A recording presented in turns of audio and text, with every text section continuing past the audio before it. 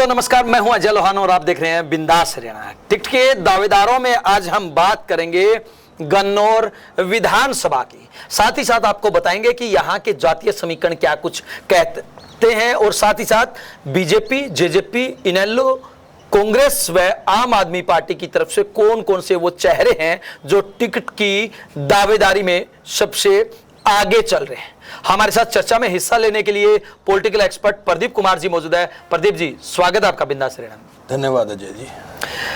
गन्नौर विधानसभा की अगर हम बात करें तो गन्नौर विधानसभा में सबसे पहले हम बात करेंगे 2019 के चुनाव परिणाम की।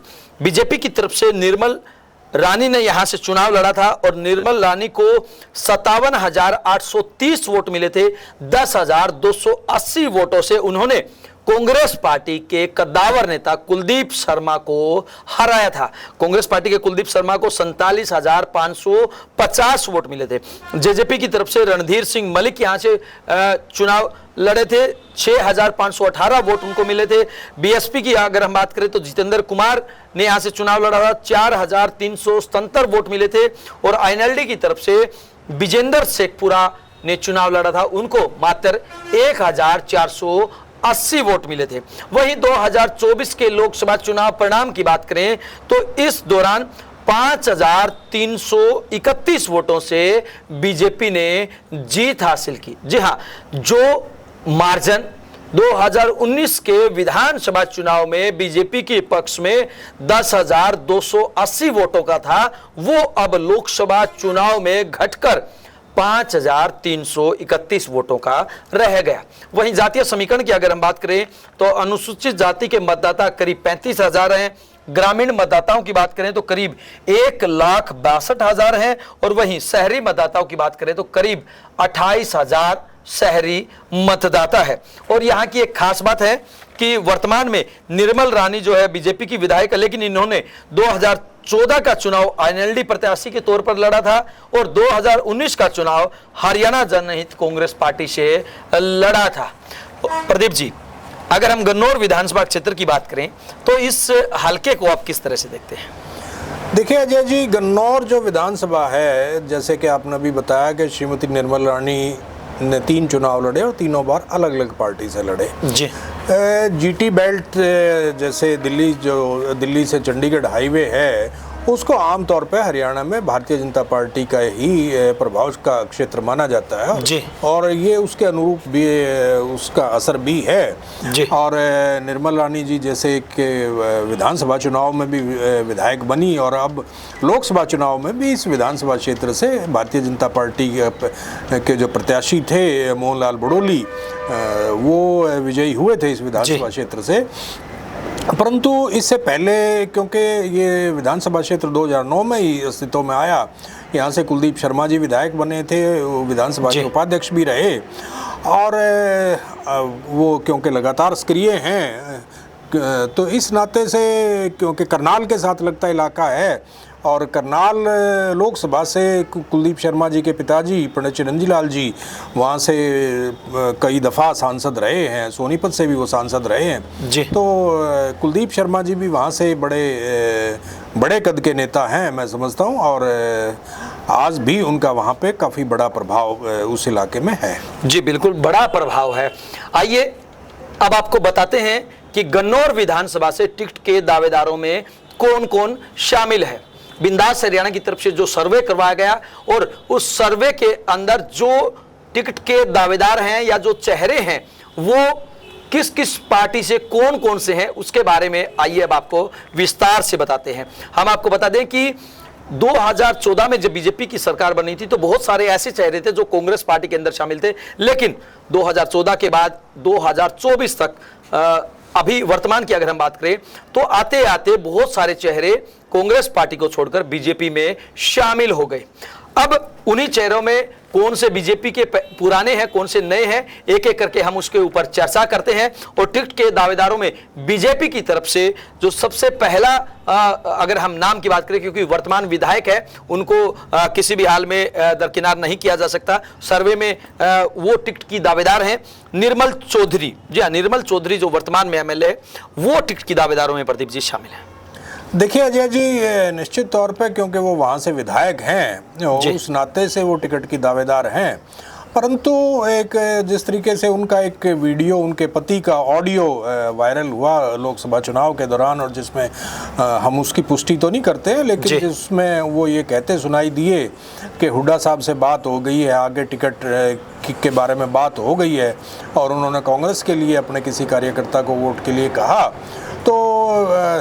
तो मैं समझता हूँ कि उसकी वजह से, जैसा कि भारतीय जनता पार्टी में एक एंटी इनकम्बेंसी को दूर करने के लिए भी टिकट काटी जा सकती है उनकी, और वो कांग्रेस में शामिल होकर के टिकट की दावेदारी जता सकती हैं। यद्यपि वहाँ से फिर मैं बार बार वही बात कहूँगा कि कुलदीप शर्मा जी, पूर्व मुख्यमंत्री भूपेंद्र सिंह, जब तक वो रहेंगे तब तक भूपेंद्र सिंह हुड्डा जी के पुराने दोस्त हैं, पुराने साथी हैं, तो मैं समझता हूँ कि निर्मल रानी जी यदि कांग्रेस में भी आती हैं तो भी उनके लिए रास्ता इतना आसान नहीं है। वहीं अगर हम टिकट के दावेदारों में प्रमुखता से नाम लें तो अगला जो नाम है देवेंद्र कादियान का है।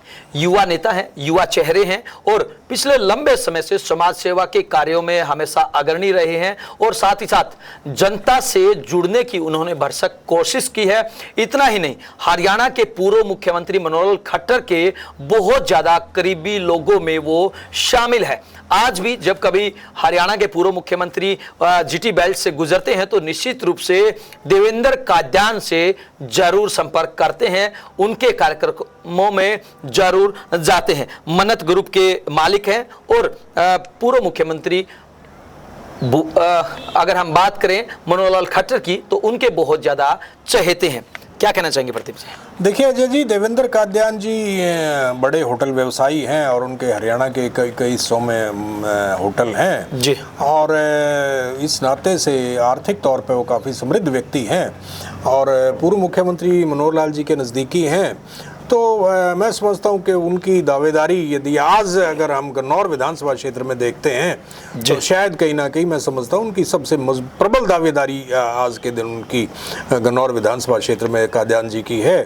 और क्योंकि मनोहर लाल जी पर हरियाणा प्रदेश की में बेशक वो केंद्र की राजनीति में चले गए हों, लेकिन उनका सबसे ज़्यादा यदि किसी व्यक्ति की से रहेगी तो वो मनोहर लाल जी की रहेगी, और उस नाते से देवेंद्र कादियान जी की उम्मीदवारी मैं समझता हूँ काफ़ी मजबूत है। वहीं टिकट के दावेदारों में अगला जो नाम है देवेंद्र कौशिक है।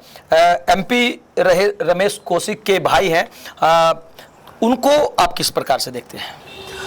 देखिए अजय जी, रमेश कौशिक जी 2 बार सोनीपत विधानसभा लोकसभा से सांसद रहे हैं, परंतु किन्हीं कारणों से इस 2024 के लोकसभा चुनाव में उनकी टिकट काट दी गई थी। भारतीय जनता पार्टी ने उनको उम्मीदवार नहीं बनाया, और इस वजह से कहीं ना कहीं वो नाराज भी थे, और बीच में उनके बारे में पार्टी से नाराजगी की कह लीजिए, या पार्टी छोड़ने तक की बातें चली, परंतु उन्होंने हमेशा यही कहा कि मैं भारतीय जनता पार्टी का सिपाही हूँ। उस नाते से कौशिक परिवार बिल्कुल ताल ठोकेगा, और क्योंकि वो उस इलाके से रमेश कौशिक जी पहले भी विधायक रहे हैं, और तो प्रदेश की राजनीति में वो उसी इलाके की से प्रदेश की राजनीति करते रहे हैं, तो मैं समझता हूँ कि उनकी दावेदारी भी काफ़ी मजबूत है। जी, वहीं टिकट दावेदारों में जो नाम है आजाद नेहरा, पूर्व प्रत्याशी रहे हैं, वो भी टिकट के दावेदारों में शामिल है। देखिए बिल्कुल, क्योंकि वो प्रत्याशी रहे हैं और उस हलके के बिल्कुल गांव-गांव से पूरे तरीके से वाकिफ़ हैं, सक्रिय व्यक्ति हैं, और क्योंकि जातिगत समीकरणों को यदि हम देखते हैं तो ये इस इलाके में अगर हम देखते हैं तो आज़ाद नेहरा काफ़ी मजबूत प्रत्याशी हैं, और यदि प्रदेश नेतृत्व उनको जिम्मेदारी देता है तो वो अच्छा मुकाबला करके और एक अच्छे काफ़ी मजबूत उम्मीदवार साबित हो सकते हैं। जी, वहीं अगर हम बात करें टिकट के दावेदारों में जसबीर दोदवा एससी समाज से आते हैं, वर्तमान बीजेपी के जिला अध्यक्ष सोनीपत से, वो भी टिकट के दावेदारों में शामिल है। बिल्कुल आपने सही कहा कि जसबीर जी भारतीय जनता पार्टी के फिर वर्तमान में जिला अध्यक्ष हैं, और उम्मीदवारी वो जता रहे हैं, और मैं समझता हूँ कि यदि पार्टी उनको उम्मीदवार बनाती है तो जो एससी समाज है वो उनके साथ लामबंद होकर के और उनके लिए काफ़ी बड़ा मददगार साबित हो सकता है। जी, वहीं टिकट के दावेदारों में जो अंतिम नाम है निशांत छोकर का, पूर्व मुख्यमंत्री अगर हम बात करें मनोहर खट्टर की, तो उनके काफ़ी करीबी रहे हैं निशांत सिंह छोकर, वो भी टिकट के दावेदारों में शामिल है।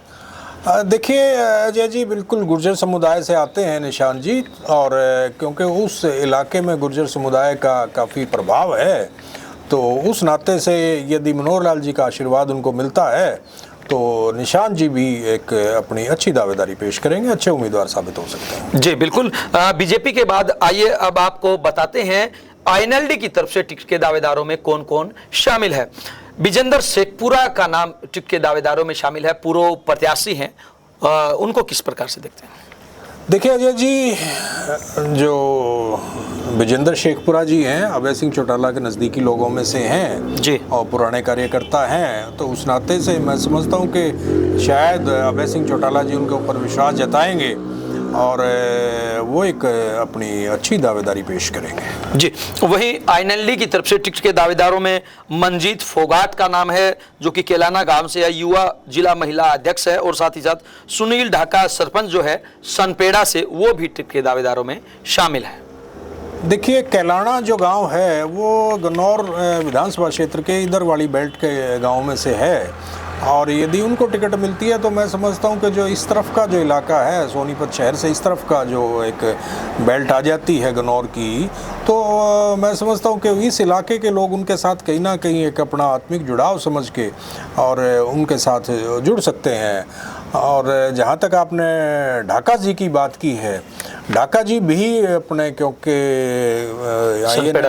सनपेड़ा गांव से हैं और लगातार लोगों के बीच में रहते हैं, तो यदि दोनों लोग ही मैं समझता हूँ अच्छे दावेदार रहेंगे। जी, आईएनएलडी के बाद अगर हम बात करें जेजेपी की, तो जेजेपी की तरफ से अनिल त्यागी टिकट के दावेदार हैं। इनके पिताजी ने 2-3 बार आईएनएलडी से चुनाव भी लड़ा है।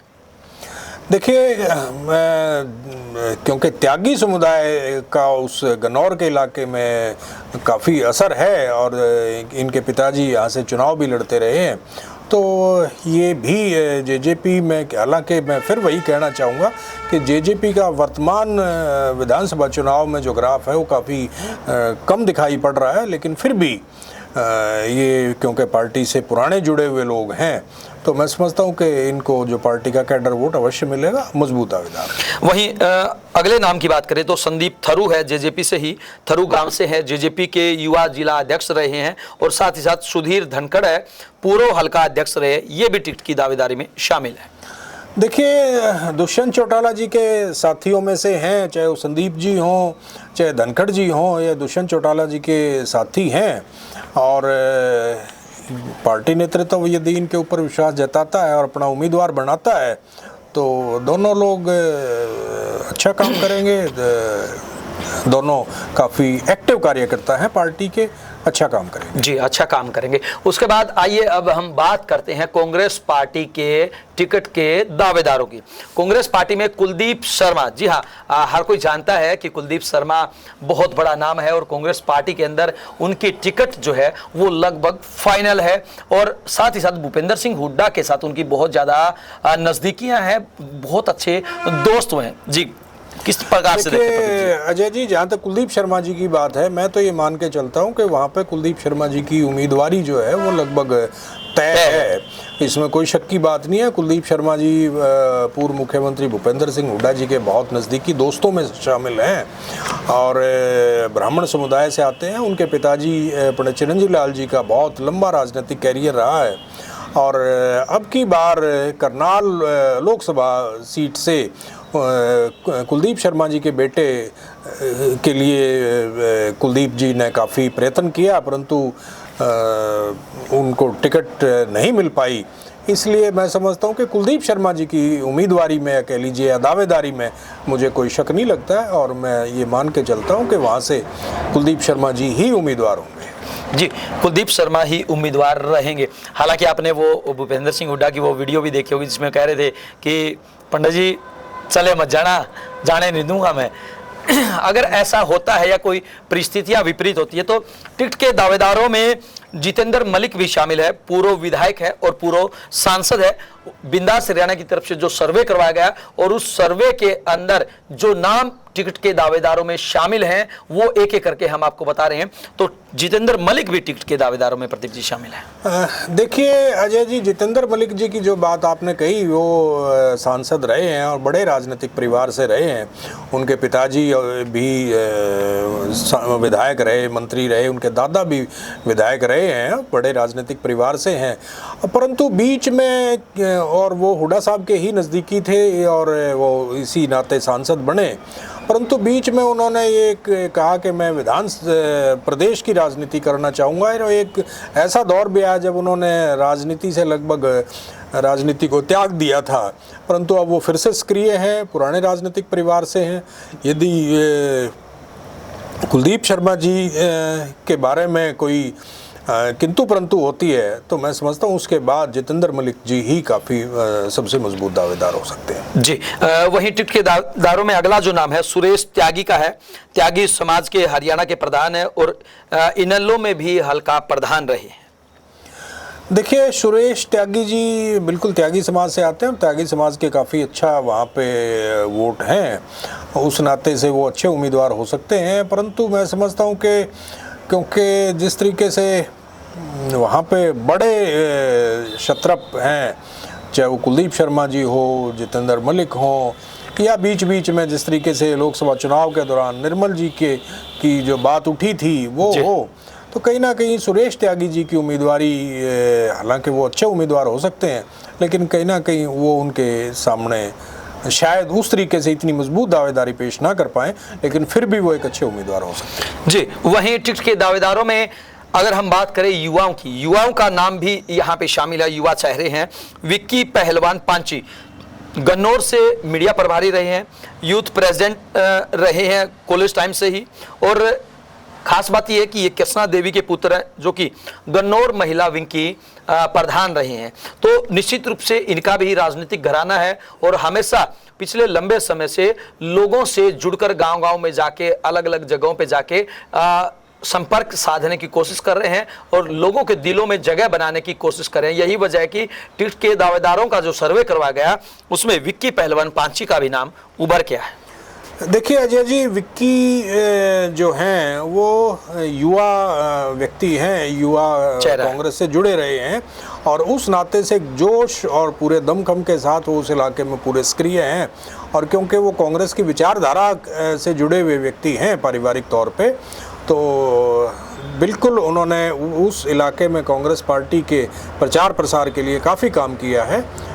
मैं समझता हूँ वो उनकी दावेदारी निश्चित तौर पे मजबूत है। जी, वहीं अगर हम टिकट के दावेदारों में अगले नाम की बात करें तो राजेश पहलवान पुलखासिया हैं। ये शैलजा गुट से हैं और ये कांग्रेस में खेल प्रकोष्ठ में अध्यक्ष रहे व जिला पार्षद रहे हैं। ये भी शैलजा के बिहाफ पे कोशिश कर रहे हैं कि उनको भी टिकट जरूर मिले। टिकट के दावेदारों में जो नाम है प्रदीप जी, राजेश पहलवान पुलखासिया का भी नाम शामिल है। देखिए, राजेश जी कुमारी शैलजा के साथ के कार्यकर्ताओं में हैं, क्योंकि जिला पार्षद भी रहे हैं और क्योंकि कुमारी शैलजा जिस तरीके से राजनीति करती हैं वो बहुत अच्छे तरीके से अपने उम्मीदवारों की पैरवी करती हैं। यदि कुमारी शैलजा का प्रयत्न रहेगा कि उनको अपनी तरफ से वो उम्मीदवार की घोषणा करवाएं, और यदि ऐसा होता है तो राजेश जी भी अच्छे उम्मीदवारों में वहाँ पे अच्छा चुनाव लड़ सकते हैं। जी, वहीं टिकट के दावेदारों में जो अगले नाम है राकेश केलाना पूर्व पार्षद हैं और विजयपाल उर्फ गल्लू रापड़िया, ये दो युवा चेहरे भी जो हैं वो टिकट के दावेदारों में शामिल हैं। देखिए, जैसा कि मैंने बताया, कैलाना जो है वो इधर इस चोर के गांव में से शामिल है और क्योंकि मैं पहले भी जैसे मैंने बताया था आपको कि कैलाना का जो इलाका है वो उनके साथ भावनात्मक रूप से जुड़ सकता है यदि वो उम्मीदवार होते हैं तो, और वो अच्छे उम्मीदवार होंगे। और जो आपने रापड़िया जी की जो बात की है जी, मैं आपको बता दूं कि निर्मल जी भी रापड़िया गोत्र से ही आती हैं जी। तो इसलिए वो भी एक अच्छे उम्मीदवार हो सकते हैं, क्योंकि निर्मल जी 3 चुनाव अलग अलग पार्टियों से लड़ चुके हैं और ये भी वो भी रापड़िया हैं और ये भी रापड़िया हैं, तो मैं समझता हूँ कि ये भी एक वहाँ पे अच्छी दावेदारी पेश करेंगे। जी बिल्कुल, हालांकि चुनाव का अभी लंबा समय है, लेकिन उसके बावजूद भी 2024 के विधानसभा चुनाव की राजनीतिक सरगर्मियां बिल्कुल साफ देखने को मिली है। और जब से कांग्रेस पार्टी ने लोकसभा चुनाव में 5 सीटें जीती हैं, तो उसके बाद लगातार उनकी जो दावेदारी है, जो उम्मीदवारों की जो संख्या है, वो लगातार बढ़ती जा रही है। हो सकता है कि चुनाव का समय नजदीक आते समय और भी उम्मीदवारों की दावेदारी बढ़ जाए। अभी वर्तमान में बिंदास हरियाणा की तरफ से जो सर्वे करवाया गया, उस सर्वे में जिन लोगों के नाम सामने आए हैं टिकट के दावेदारों में, उनसे हमने आपको रूबरू करवाया है। आपकी नजर में अगर आपको कोई लगता है कि इनमें सबसे मजबूत दावेदार कौन सा है, किस पार्टी से है, या फिर आपको लगता है कि इस सर्वे के अंदर किसी उम्मीदवार का, किसी नए चेहरे का, किसी टिकटार्थी का नाम छूट गया है, तो आप हमें कमेंट बॉक्स के माध्यम से बता सकते हैं, ताकि जब चुनाव के नजदीक एक बार फिर हम सर्वे करवाएंगे और सर्वे टीम जब जाएंगी, तो ताकि उनको भी उस सर्वे टीम के अंदर शामिल किया जा सके। आपको हमारा ये कार्यक्रम कैसा लगा, आप हमें कमेंट बॉक्स के माध्यम से जरूर बताएं। कल फिर मिलेंगे एक नए विधानसभा क्षेत्र की जानकारी के साथ, आखिरकार वहां से कौन कौन टिकट के दावेदार हैं। दीजिए तब तक आपके अपने साथी अजय लोहान व पॉलिटिकल एक्सपर्ट प्रदीप कुमार जी को इजाजत। नमस्कार।